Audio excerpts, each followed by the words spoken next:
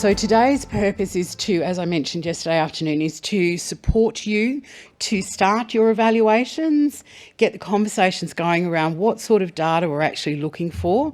And for those that have been with us for a little while and may have sat in on a couple of the online sessions, beautiful Natalie Bramble is with us to take us through today. So Natalie's going to guide us through what we're going to talk about, what we're looking at, and work through the actual evaluation form. We do have some hard copies. Natalie's going to let us know when we can release those hounds. For those that are here, we do have action plans printed out for you on the back table. They are in alphabetical order. When would you like to collect them? Oh, they can do that. Okay, so anytime you'd like to go and collect those, please do so. Perhaps a good idea, yep, like you say, jump up, do it now. Yep. And then what we'll do is we'll just roll through the day. So over to Natalie, thanks very much. Thank you. All right, let's get started, everyone. Thanks so much for coming. I am Natalie Bramble, as Gail mentioned. I'm going to take you through the evaluation and the acquittal part of today. We'll get through most of the chunk of content by lunchtime, and it is an active session. All right, I'll talk a little bit about the program shortly and what this has been a part of. Before we do, though, I want to share something with you. I have this year enrolled in something that I've been wanting to do for a little while, and it's a Certificate 1 in Learning Wiradjuri, which is the country that I'm on, the Dubbaga and Willay people of the Wiradjuri up in Dubbo. And Arnie Iris last week asked me to do an acknowledgement in language.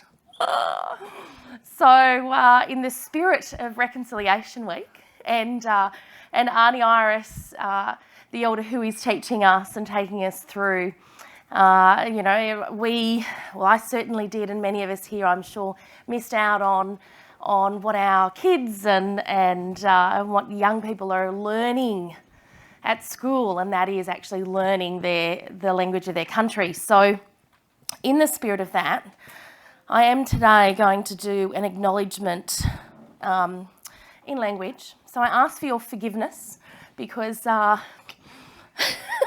encouragement, because it is certainly, I haven't quite got the tonalities correct. And I've put up there as well for you what that also means in Wiradjuri. Yiridu Marang, Ewan Nadye, Natalie, Muji. Nutador Bunny Galbara, Yindi Amara. Gadigal, Mayinyi Galeng, Iora, Nugumubeng. Narambangu. Nangu Nina, Nangira, Dorinya. Mandanguwu.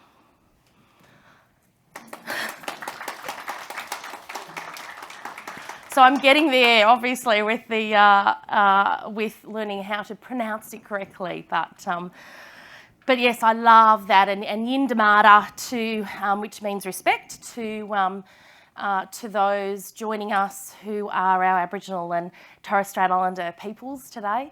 And thank you all. And I also wanted to say Yindamara to those of you who are volunteers and who are giving their time to such a fabulous program and achieving these amazing results in your community. So thank you so much. You've had a great couple of days and been inspired and motivated by speakers. And so now we kind of get down to the work part of it. So it may not be as inspiring and motivating, but I hope what you take away from the session gives you a greater understanding as to why this piece is actually really important. So just to share a little bit of information about me and about the program itself and what you have access to. Who has done some of the online workshops last year or watched some of the recorded sessions? A few in the room?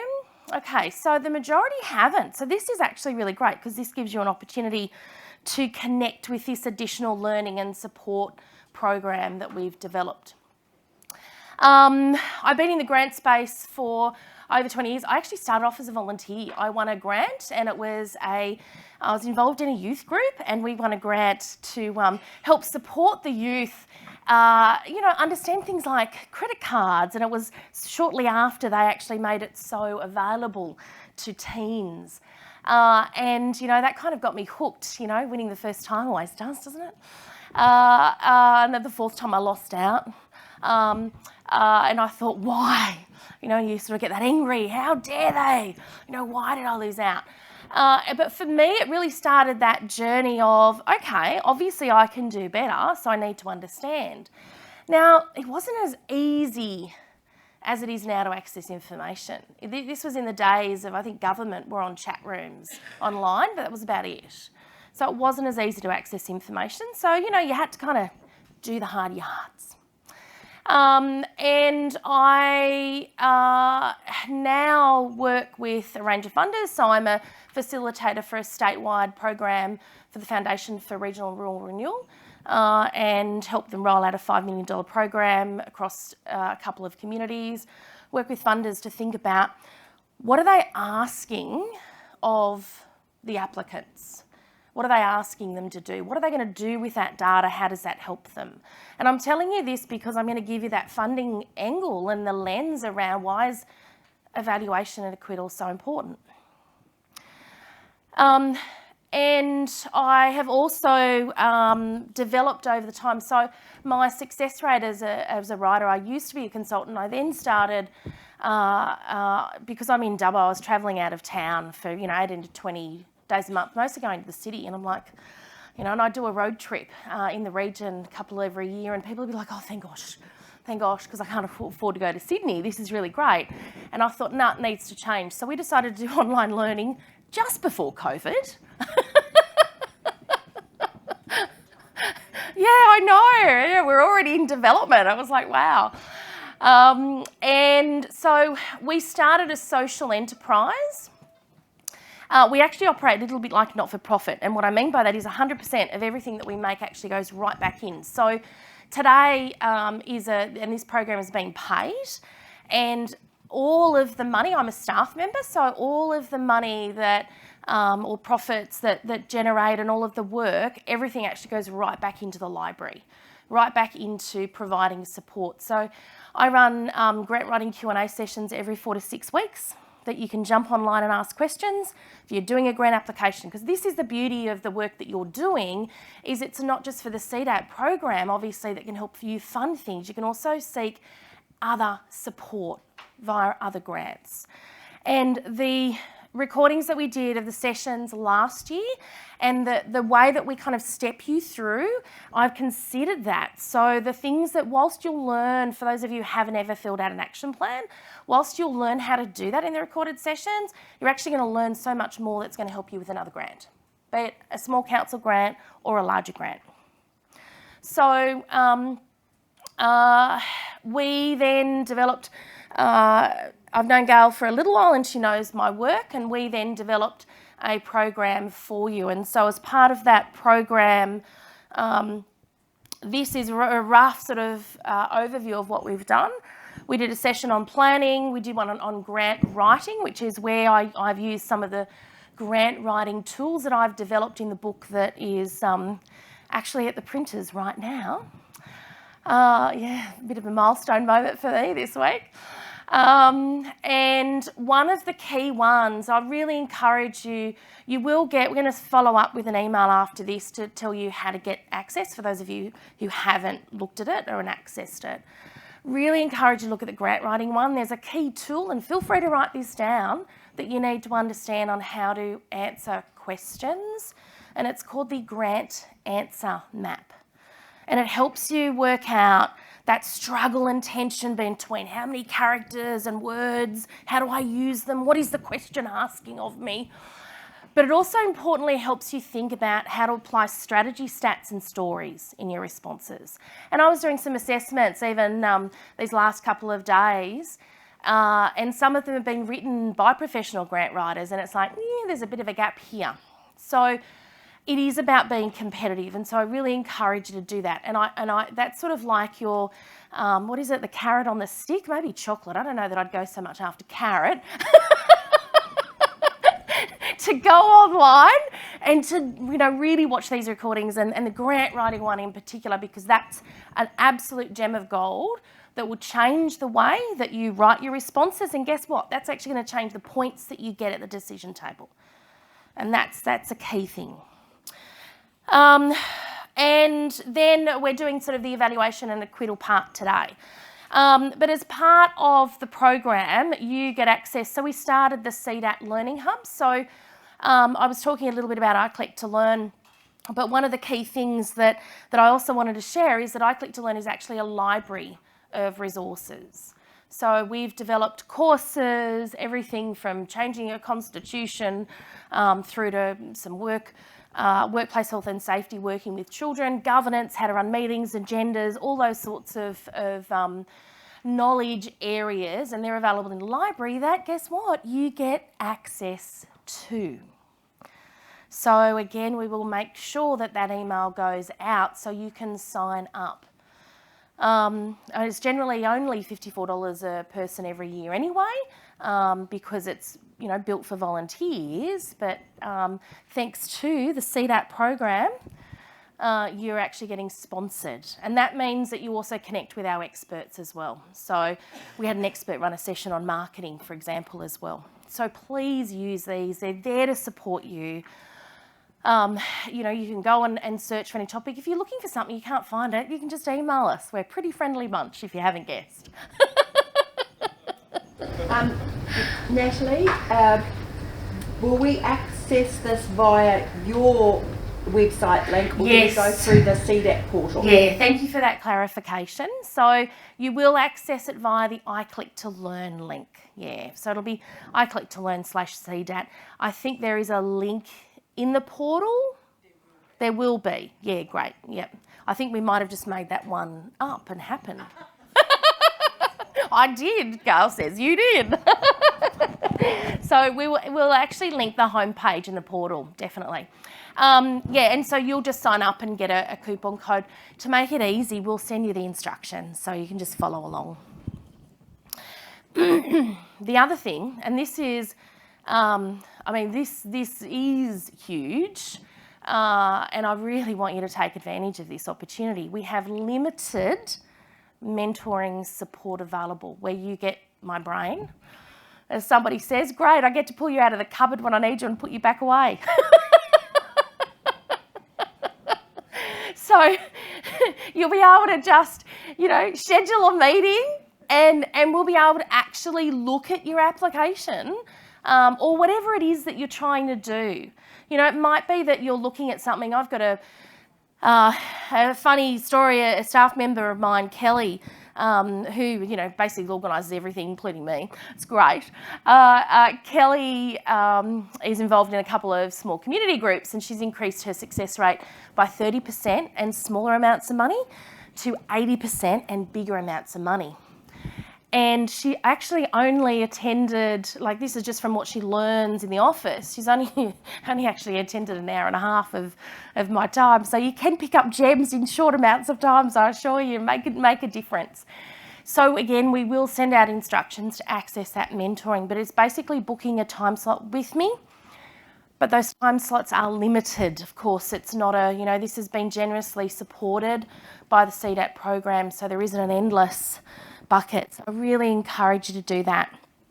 If you think, and we'll be extending that through to sort of that end of the year, which is the same schedule as the Learning Hub. So I really encourage a link on that. So I really wanted to just spend some time. First of all, thanks for your patience, but I hope you can understand why I wanted to talk about this and those valuable opportunities, because some of you may not have, had that, and I also know that some of you are new as well, so you weren't, here in August when we started. So look out for that email that will be coming your way. Oops. Okay, so what we're going to do today, we're going to look at the cycle of funding and why evaluation and acquittal reports are so important. We're going to look at that, and I'm going to ask you to tell me as well from your perspective, but then I'm going to share that funder's perspective with you. You know, those discussions that happen in the rooms that you don't get to hear. And we'll be looking at where your action plans align, some key evaluation tips and lessons learnt, particularly for those in the room that have done this before. So a bit of peer-to-peer sharing is amazing. It goes a long way to understanding how others have approached this. So I really want to encourage that base as well. I'll then be introducing the evaluation plan template. And I just have to pause and take a moment and say, I love this acquittal process. It's so easy compared to some others. I don't know if anyone else here has written grants and had to acquit them. This is so friendly. So the wonderful team, Gail's done a lot of work, and the CDOs have supported with feedback and input, and thank you to the CDOs here today. And so we're going to step through the evaluation plan. And so you'll actually be able to take some notes as we're going through. And then we're going to give you time to work on yours. And it might just be, I need to go and ask such and such about this. It might be a list of, things that you've identified that are gaps that are going to help you with this process. And we'll look at the budget as well. And so we'll be doing that. And then we're going to, morning tea, then we'll work on your template, and that's why you're sort of with your CDOs, because I'll be coming around the room, but your CDOs are going to be there to help you as well. And then we're having a nice lunch, and for those who are staying, because I have heard some people understand with flights and travel, then what we're going to be talking about is just that, okay, what do you do to finally acquit your program? And I added a little extra bonus, which is promoting your success, because I don't think we do that enough, do we? We just kind of get on with it, don't we? Get on with the job of doing what we're doing, and yet there's so much gold. You've impacted, and let's just, pause and take a moment. You've impacted people's lives. I mean, look at Nick, an amazing example yesterday. And I'm getting goosebumps as I'm thinking about it. So it is your opportunity to stop and say, yeah, we actually need to tell our community what we're doing. We need to tell them how we've helped others. And it's not about asking someone to share their story. Sure, if they're open to it, excellent. There are other ways to do it. So, in order to not breach confidentiality, etc. And I want to talk about that, because guess what happens when you start talking about successes? People then start going, wow, they're awesome. Look at what they're doing. And you just never know. Has anyone received a phone call out of the blue from someone saying, I've got some money? Have you got a project that suits? Awesome. Why do you think they called you? Why do you think they rang you to say, would you like to spend some money for us? They may possibly have heard of other projects that we've done. They've heard of other projects that have happened. Yep, thank you. And We just delivered a project for them previously, and I took the opportunity to say, hey, if you have any money in the future, please come back to me. love it. Love that call to action there. So I'll just repeat that for those watching the recording. So delivered a project previously and took the opportunity to say, if there's anything else that we can do, any other programs that you want rolled out similar, you know who to call. So it definitely does happen. And of course, we know that this then helps. The more support we can get in other ways, then this then helps us. So I've added in that little bit, and that then we'll be finishing. I expect sort of around that, we'll do some Q&As after, and I expect around that 2 o'clock-ish for today. So 2 to 2:30 gives you a little bit of a break. But I understand some of you have got, obviously, timelines that you've got to catch planes and stuff, so please don't feel guilty or bad. It's okay, I forgive you. And you know to watch out for that email to connect with me afterwards. All right, so I wanted to when we talk about evaluation and reporting, and this is where we might grab those microphones, if some of the CDOs wouldn't mind grabbing a couple of those, that'd be awesome. Thank you so much. What I'd like to ask you to share with others, because there are people in the room who are doing this for the first time, who haven't been involved previously. And so what I'd like to ask you, for those of you who have done an evaluation before, an acquittal, and it needn't be for the CDAT, it could be something else, but particularly for the CDAT program, because there are differences, then I'd like you to share with the group, what are the things that you've learnt about why is this so valuable? Why is this actually a really important piece of work? As important almost to delivering the work. Why is this really vital? So who would like to start sharing with the room? Why is this evaluation? Oh, thanks, Louise. It doesn't matter if it's CDAT or not, there is a politician or a group of people that sit above the funding that require data. And that data allows them to put all the datas together. And then it's an ego thing for them, number one. But number two, what it does is it feeds to Parliament the need for the funding in the very first instance. So what you're doing, and you have to be aware of this, is you are helping that politician, if it's government money, to keep their role in that ministry portfolio. Because without the data, that portfolio might not exist. So you have to always remember that you are providing the best type of data for them so that then they can get the funding for the broader community. So if you're funding for drug and alcohol research, they'll collect all that data for drug and alcohol research, they'll go to Parliament in the budget, they'll ask for a certain amount of money. If the data shows that the problem is getting worse or that the actions we're taking is decreasing, both are good for them, then they will sell that to get more money for the following year. Yep, awesome. Thank you. Others? Yep, beautiful. So, as a newcomer here, and this will be my first time doing acquittals and evaluations, that means that the CDAT program's done really well because I've been going for 25 years. Oh, yeah. So there's plenty of data. Is that right? It is. There's historical data, definitely. And this is, when I talk about data shortly, I'll be talking about that historical versus what do you want the world to be like in the future? How's what you're doing now, gathering that information to inform those decisions? So I'll touch on that. Yeah. Go on. Providing you've given us the information, it will save a lot of time. Time is valuable, but if we can access this, it's just going to take us through to where we want to go. Yeah. So for those who have undertaken evaluations of programs before, let's pretend I've never done it before, like I'm a newbie. What are some key lessons that you've learnt that you want to help me and set me up so that when I'm doing this process, I'm thinking about those things. I'm making sure that I don't, repeat the same mistakes that others have learnt from.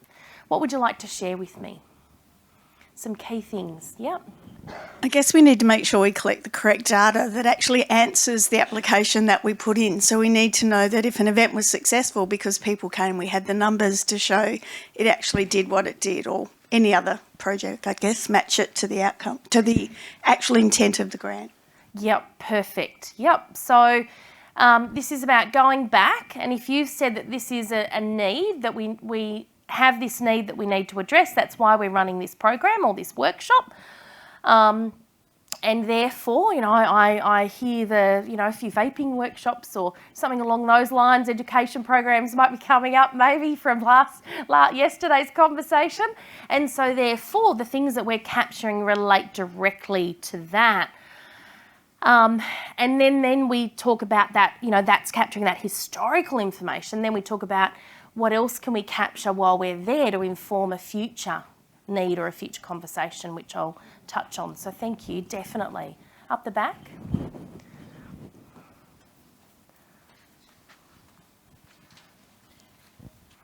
Hi, it's a very rigid structure, and you do have to answer all the questions.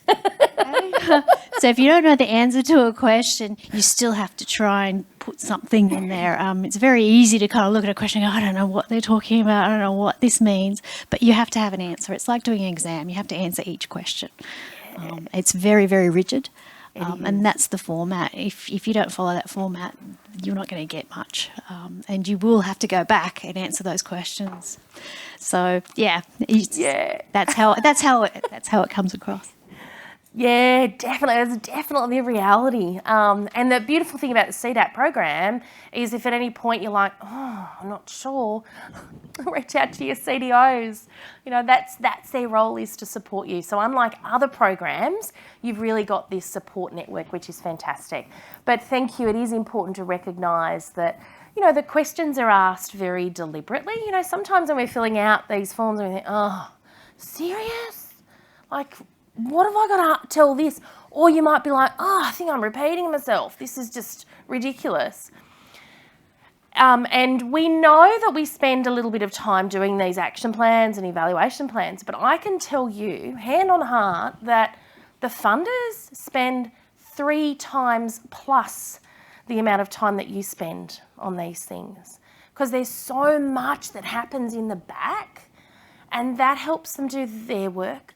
Which, if we come back to Louise's sort of line of that, then helps them get the data, that helps them advocate on issues, that helps them get funding. It's this whole cycle. So it is really important. The evaluation should also assist with looking at how successful your project has been and where any issues or concerns were. So if you're looking at your timeline, did you have enough preparation time? Did you have enough staff for the event? Did you run out of sausages, or did you whatever? If you didn't have a plan B for your elder not turning up for Welcome to Country, did you have... So your evaluation should look at all of those things to see how well it went, and both good and difficulties. Love it. Thank you so much for bringing that up. The evaluation is also about the lessons that you have learnt from it. A good little tool that I like to use, and you will see questions about this in the evaluation plan template, a good little tool that I like to use, which you can use, with your volunteers and the other team who aren't here today. It's called Mad, Sad, Glad. It's a good little retrospective, What made you mad? Well, I had to face people and tell them there was no sausage sandwiches left. That made me really mad. Okay, let's just get all that out of the way, shall we? We always do mad first. So a little retrospective. What made us mad? Mad are the things that potentially can frustrate a volunteer and, excuse the shortened version of this language, pee them off so much that they could be like, nah, I'm going somewhere else to volunteer. It's a lot easier. So, understanding that in a retrospective is really important, because that helps you then with future. What do we need to do in order to not make this happen, or minimise the risk as much as possible? What makes us sad? And sad are things that maybe doing an evaluation makes you sad, but you have to do it. Because the glad piece is that that's then going to inform future funding. So that's a Mad, Sad, Glad. It's a really simple, easy retrospective that you can do. What did we learn from this? But that is the key important thing. And these questions are a really good framework for you to take back. But do think about, your stakeholders. So if any of you are running a program and you get external sponsors, you can ask them the same thing. What is it? Maybe not Mad, Sad, Glad, but what worked well for you? What didn't work so well for you? What does it look like if we change that or fix that? So internally as well as externally, asking those is a really, really great thing, because it's not, and I'm so glad that it was raised, because I was certainly going to talk about it if it wasn't. So thank you so much. It's a really important thing to recognise. This is as much about what we learn from the experience as what we share with CDAT about what we need and what we've learnt. So thank you. All right, brilliant. So that gives us a really good understanding now, particularly for those of you who may not have undertaken this before. I'm just going to run through some visuals on kind of how I visually interpreted the process. So in essence, and it very much kind of aligns with what Louise was sharing earlier, in essence, we develop a strategy, we develop position papers, we've got a bunch of research, data and information that informs us as government to say, what's the direction that we should be taking? Where are the key issues there? How are we going to split this pie up? You know, who's going to get sections of it, and how big's their slice of pie going to be? That's essentially all of the work that they do. From that, they will develop some policies, and of course the budget comes out of it. And for much of what government do, you know, they almost broker us and organisations to do the work for them. And some people may feel like, oh, we're doing the work for government. But do you know, who would you rather run a program? You, who's well connected with the community and understands the community, than an agency that, you know, isn't as well connected, maybe doesn't even live in your community. So they know that they get the best results when it is community-led and community-owned. And so they run, one of the ways that they, you know, get their work done and meet their strategy and their goals is they run what's called grant-connected policies. And so these grant-connected policies then are shifted out to different departments. And when we look at those different departments, essentially, what they're looking at doing. I should pause and just say, feel free to get your phones out if you want to take photos of any of these. They are going to be available to you. You'll be emailed the slides, and it also is being recorded, so it'll be there for you as well. But feel free to take highlights. And so when we look at grant-connected policies, essentially what funders look at is they've got some objectives and outcomes, and they look at how well your project need and demand and your project outcomes and impacts actually help them do the work. And of course, those projects that really demonstrate this the most are the ones that are more competitive at the decision table. And, you know, the good thing about this is that when we think about the line of funding that CDAT receive, because, you know, let's not just sort of forget all of our wonderful partners that contribute to this project as well as the funding.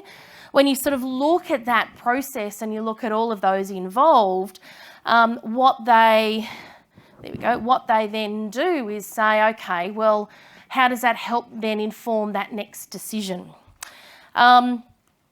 And what's great about that CDAT program is that, you know, you don't have to feel as competitive in terms of convincing for funding, because we've got that bucket of funding. But obviously this is something that you would think about if you want external funding. Now, thinking about this from the funder's perspective, and I can see actually my reference has dropped off behind this image. It is from Smarty Grants. So I used to work for many years with our community as a consultant. I was their only New South Wales consultant, although I used to work across a couple of states. And I used to work on Smarty Grants as well as some of the other stuff that I was doing to help funders understand and really think about their project and what they're evaluating. And so this is a best practice model for funders. You don't need to know it all. What I want to do is focus on this one. So this is a key linchpin, again, of those funders, is it's about capturing information, evaluating the program from their perspective, because they also do the similar thing. They look internally, you know, how well did we do? Can we fix anything that annoyed people? I'm sure think of a few things. Can we fix anything, you know, within our boundaries? Did it give us the information that we needed? What are the and this is, if I was writing sign on whiteboard, I'd be like bold, underline, highlight. What are the additional insights that we've gained from these evaluations? So this is a really key thing. Evaluation isn't about saying what worked and what didn't and how well did it do. It's also about identifying trends. It's about identifying what's new. For some of you, it may also, for some of you, it's not about what's new. It's actually about proving what we know is happening. I used to work with a lot of, and still do, but just in a different context, a lot of, and I just use the term Aboriginal and Torres Strait Islander. That's a term that the organisations that I work with identify themselves as. So we'd have to convince government that their ABS stats were wrong. How do you think we did that? Had to gather those insights on the ground to say, we've got the data. You know, we didn't tell them we were wrong. We said, well, you know, obviously it's you know, whatever the situation was, I'll go with a disadvantaged situation rather than a strengths-based for this example. Obviously this is a situation which is increasingly worse than XYZ ABS stat. So if there are things happening in our community that we know are happening, evaluations of any program, it's a good opportunity to think about, if I could just ask one more question, what would that be in order to gather some additional information that I know will help me when I'm looking to address this core issue? For some of you, it might just be an open-ended, you know, tell me what it is. But if it is a directional, if you think, I need more stats on this because I need to demonstrate this, or it's actually a bigger piece of work, you know, we need to actually perhaps get other funding via other sources. We're using our CDAT funding for this thing, but I want to do a bigger piece of work. Then it is that opportunity. And so it is really important to think about, you know, insights are key. Funders love insights. Why do they love insights? Because they're not on the ground like you are. They don't get the community. They don't know the community as much as you do. This is your gold. And so it's not just about the evaluation from how the mad, sad, glad, the retrospective, how well did we do, what do we need to fix. It's also, what are we identifying? What are the key things that we need to think about? So I'm just going to take a moment and just give you a minute or two just to sit with that and think about that. Think about your current environment. Think about what has been happening the last, you know, couple of years. Think about things that you're seeing, what you think might be if you're projecting a couple of years into the future. Just make a couple of notes now about what are some of the additional elements of, we talk about qualitative and quantitative data, so what people are telling you versus the numbers. So just think about what are some of those things. You know, think about perhaps some of your PHNs, your primary health networks, you know, all of our partners who are in this space and who do research around this space. Think about what are some of the things even from the last 2 days in the presenters that have been raised for you. Just make a couple of notes now about when you do the evaluation, what are some other things that you want to perhaps think about capturing. I'll give you a few minutes.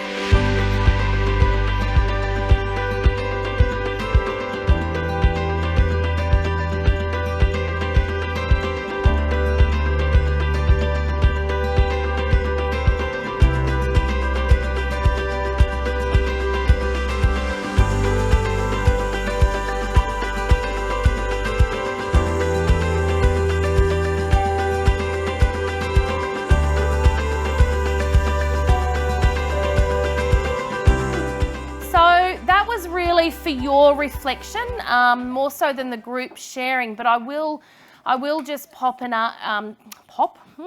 maybe Natalie? I will just stop and ask, was there anything in those conversations that you would like to share with the broader room and other CDATs, just to check in with everybody?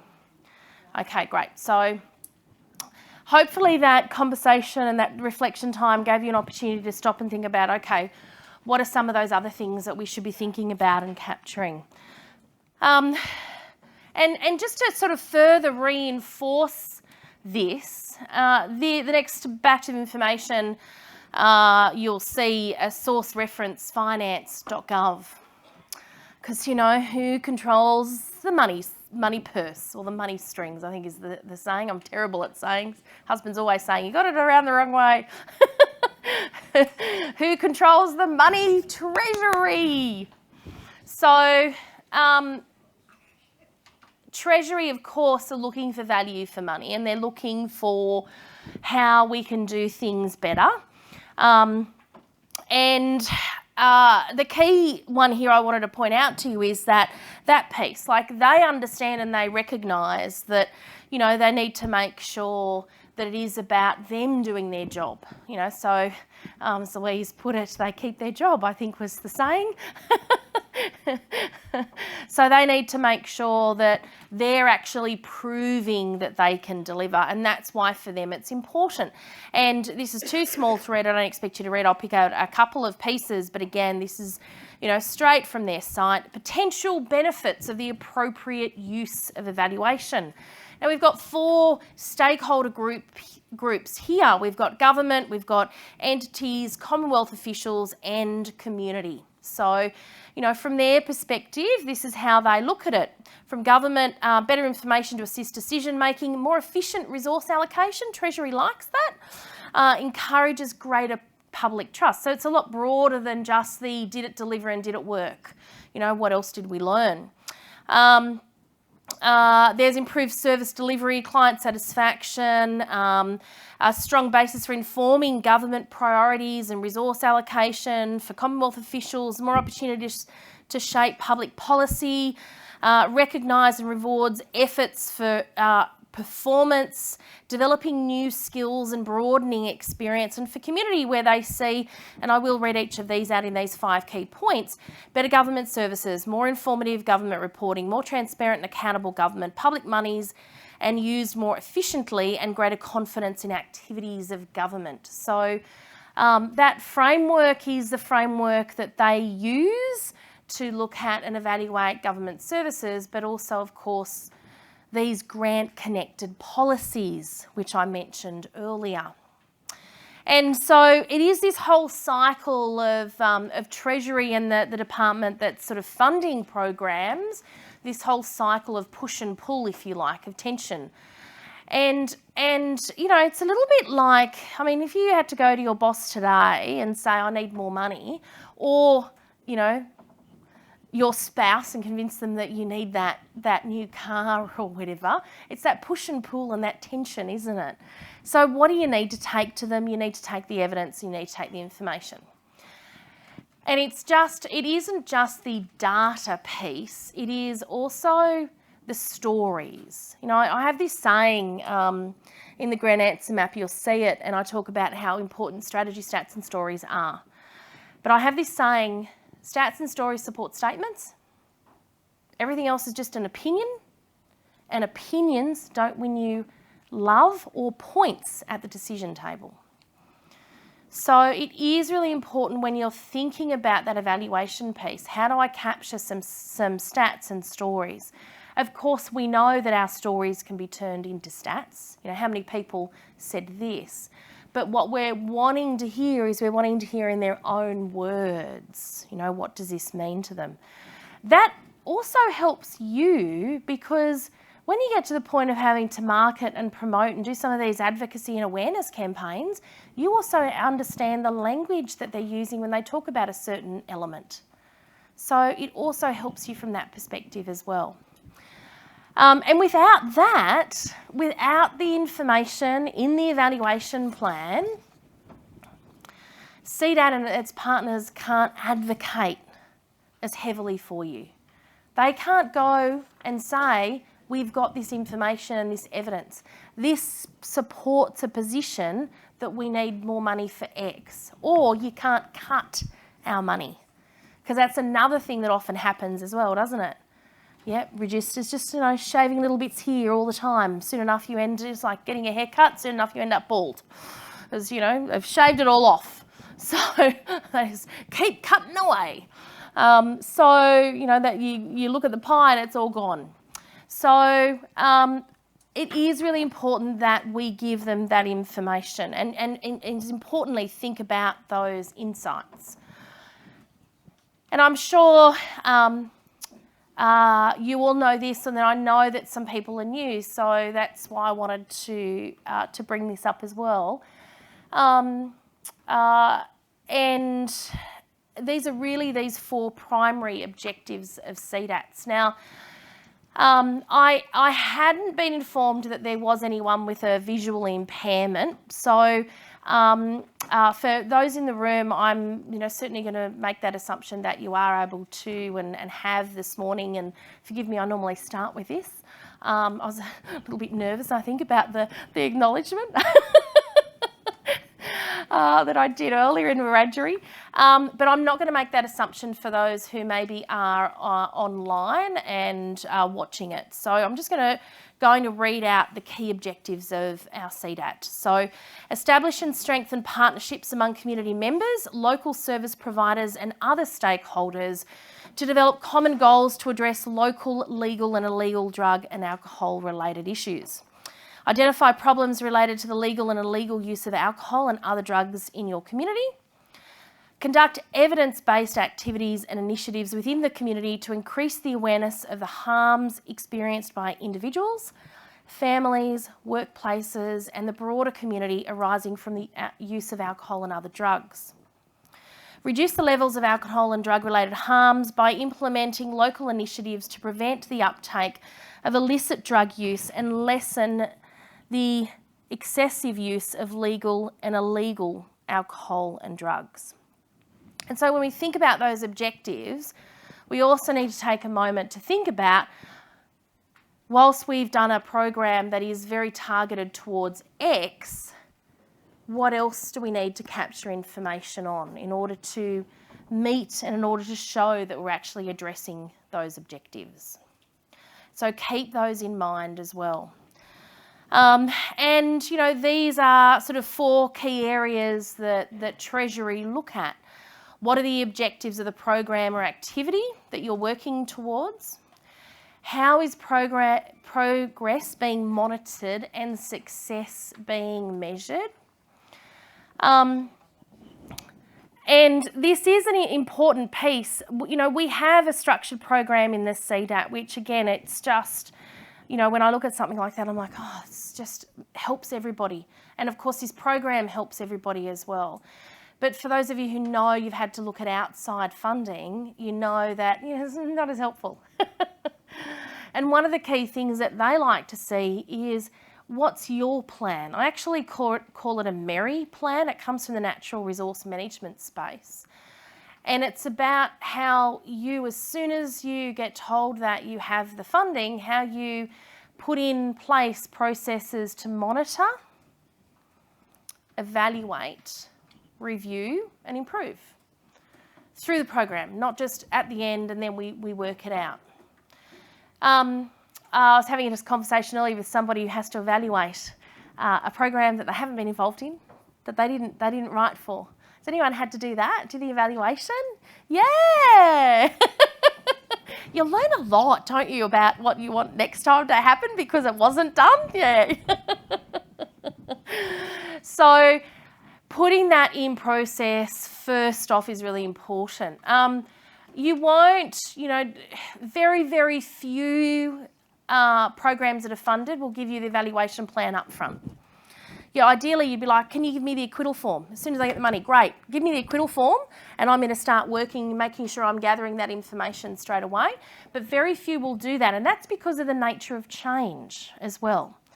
There may have been something new that's been identified. The budget's just been released, so there may have been something new that's been identified that they think, oh, okay, we need to ask another question and see if we can capture some of that information. So it is really, from our perspective, it is about using our knowledge and what we have. I've got a checklist in the grant writing system that what I will do, and I'll just wait until Gail's in the room because she might just send me a text or remind me of my promise. I have this thing, it's called I need to rely on a digital brain rather than just saying it. Only a recent thing. So I'm going to include in the Learning Hub under the video, and we'll email it out to everybody, I've got a checklist of a standard evaluation process. So you can actually start to use that to then start to build your evaluation plan. For CDATs, of course, we're using this evaluation plan that will possibly help you with some of those others.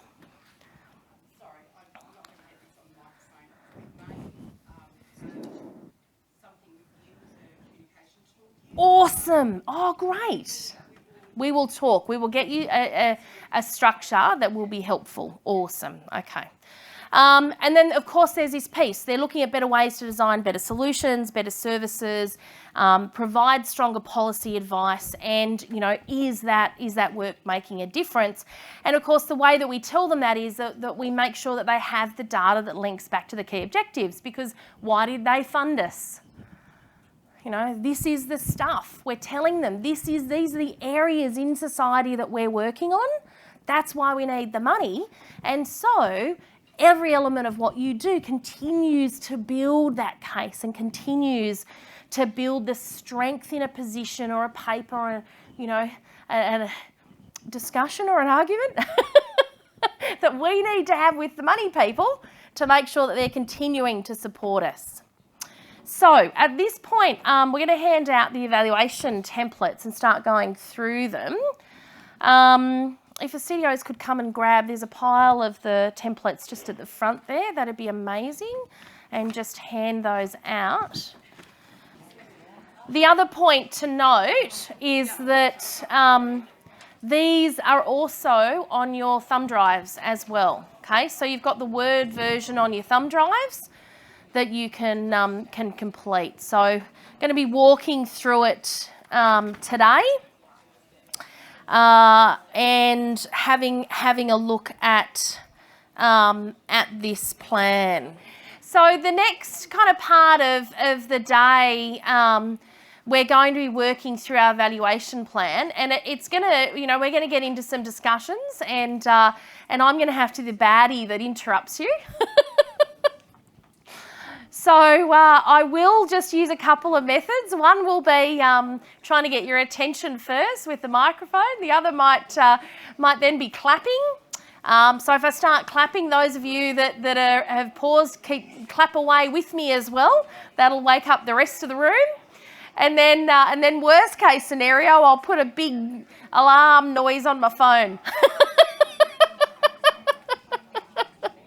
All right, everyone good with that by the sound of it? Fabulous. So hopefully you have your action plan, although I do have Bankstown, so Olive, but I'm sure you can hopefully work with someone else and you're good.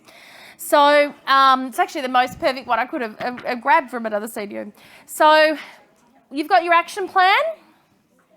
You've got your evaluation template. This is really that alignment piece of saying this is what we said we were going to do. This is what we expected to happen. But now we're saying this is what actually happened and this is what we actually found. It's a little bit of like a budget, isn't it? Oh, I'm going to save 20,000 this year. I don't know, 2,000 this year. Yeah, I only saved 500. Or you saved 3,000. You know, it's a bit like that. So you'll notice that it follows quite similar headings. But some of them are different, and I want to explain some of those as we go along. I'll get you to work on groups of questions, and then I'll give you a rough time limit, and then we'll move on to the other groups of questions. Because, you know, it is a really friendly form. There's really only a couple of pages of, you know, maybe a page and a half of questions. We've got some tick boxes and a budget. So let's look at the first couple. We're going to have a look at the first 5 up to will you be acquitting all of the funding. So a brief description of the activity that was, and the key word here, and some of you, you'll actually learn how to address questions a little bit better as we go through today as well, because I'm using part of my grant writing system on you. A brief description of the activity delivered. So if this is a question I'm having to answer and I'm using the answer map, I would say, right, brief. What does brief mean? Brief might mean max 150 words, max 100 words. What is brief? How many, you start to give yourself a bit of a benchmark to start with. So brief description, I should be able to do it in 50 to 100 words, right? Of the activity delivered. Oh, what was the activity? What did we say was going to be delivered? So a brief description of the activity delivered. So what did we say was going to happen versus what did change? Because some projects change. That's the nature of community development, isn't it? We're responsive. The second question, which then talks about, did your objective change? Well, what was my objective? Go back and have a look at the objective. If it did change, that's perfectly okay. What we want you to do is we want you to provide some details as to why. What are we starting to uncover now? What is the huge area of gold that you have? Insights. We're starting to uncover some of those insights. Why did it change? What was it that changed for you? Some of those lessons learnt, it could have been around capacity, that you had to deliver as many as you thought. It could be have been around those. Funders want to know that you've learned about these processes as much that you're telling them your insights. They care that, because they know the more you learn, the better you're going to be, right? So if it did change, tell us why. Outline what the change. So now we're starting to get a little bit more detail. See how forms work? Give me a summary. Now let's go into some detail. So if yes, outline what the change was and why it changed. Okay, so we ended up delivering more brochures and here's why. We had more people or less people and here's why. And then it's about having a look at your action plan. So the approved action plan, and then what were the key achievements? What were the things that stood out? If you were doing your mad, sad, glad, that'd be the glad things, wouldn't it? The things that really were amazing. That'd be the glad stuff. So we're going to do those first four. CDOs are obviously with you, and I will be coming around the room. We break at 10:30. We'll probably sort of give that. I'll see how you're going, but I'm thinking around that 20-ish minutes just to make some notes. But one of the reasons that we've given you or put you into these tables, that peer sharing, because it's that opportunity to learn from others as well about what worked for them and what didn't work. Did things change? What did they see? So that's a key piece for today as well. All right, beautiful. So off we go.